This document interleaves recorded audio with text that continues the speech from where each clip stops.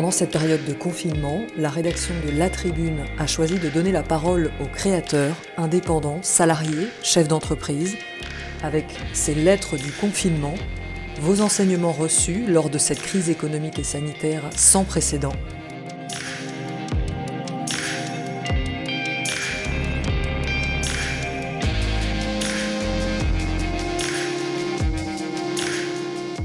Aujourd'hui, Stéphanie Flachet, consultante en stratégie de la transformation, dans notre newsletter de midi. En psychanalyse, une crise ou un trauma est considéré comme une opportunité car il manifeste le signe que la voie poursuivie par le sujet ne correspond pas à son désir profond. Le trauma permet alors de sortir d'une boucle dans laquelle on réalise que la souffrance provenait avant tout des efforts produits pour conserver l'ancien mode de fonctionnement. De même, l'approche systémique considère qu'un système génère une crise quand il a besoin de changer d'homéostasie, c'est-à-dire d'équilibre. Un autre fonctionnement est alors possible. Aujourd'hui, en faisant remonter à la surface de façon planétaire et simultanée les symptômes de notre époque, qu'ils soient financiers, politiques, économiques, sociaux, environnementaux, Covid-19 est de nature à nous pousser à sortir du déni.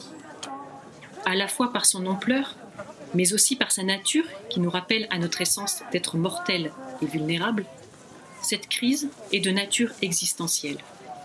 Elle est en mesure de provoquer des transformations dans nos représentations et nos comportements.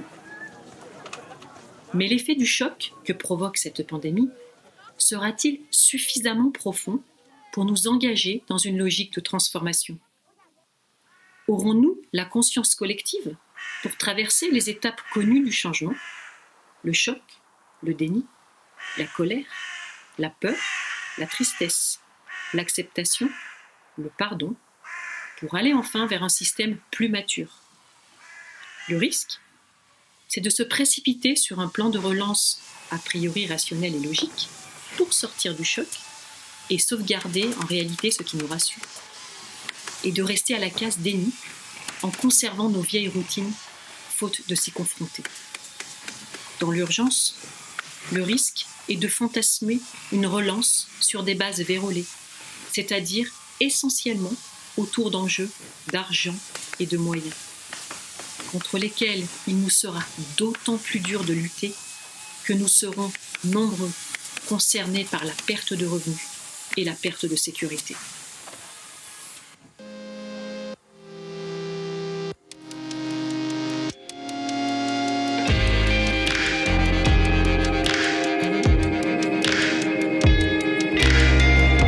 Proposez vos textes ou vos sons à la rédaction de La Tribune pour une réalisation Milky Lab Fabrique audiovisuelle, musique I'll Follow You par Density and Time.